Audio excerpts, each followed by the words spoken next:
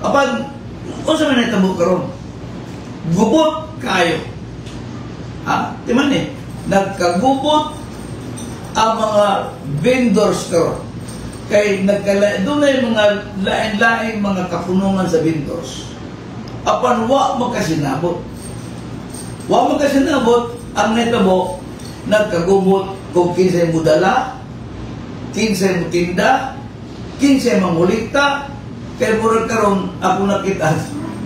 Murag na kayo mahimong kontraktor, daga na kayo mukontrata, kaya ako nadunggan, daga na kayo namaligya. Ipamaligya ang mga pwesto, ang ipamalit ang mga pwesto, ibaligya na sa lain nga mahal na sa kayo.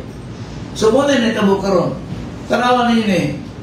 Makita ba ni? Makita ba? Kini litrato ni sa kulon. Tanawan kulon, giugaw-ugawan. Ang kulon nga pinagkaraan nga dalan sa Pilipinas, tanawa na. Pikirang ugawa. Nga naman, kaya kining namirong ilang isuwat-suwat. Mao ko na yung mga mga party kining isuwatan nga anak o butang o mga stores. So, ipamaligya na ni. Ipamaligya na ni. Naibal ko no, abot na niya 12,000, 20,000 ang pamaligya. Ba, napagaling ko rin 30,000. Ang pangutana, kinsa may namaligya?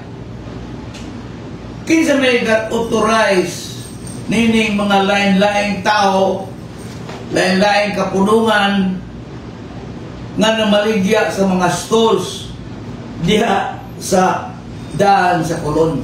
Muna nga doon ay numero. Hugaw pa kayo pagkatrabaho. Okay. Ngano ako maningi isgutan karon?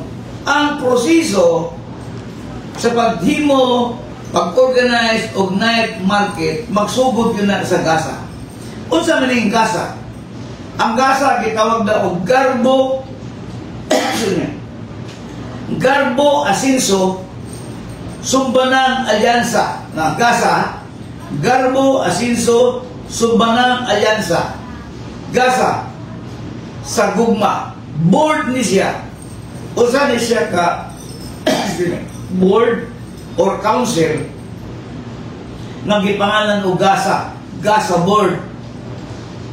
Under ni sa opisina sa mayor. Usa kini ordinansa. Ordinansa number 2386. Ang ordinansa nagingon nga ang mga negosyo sa street vendors, labi na yun paghimo ni mga night market, ana yun magsugod sa gasa.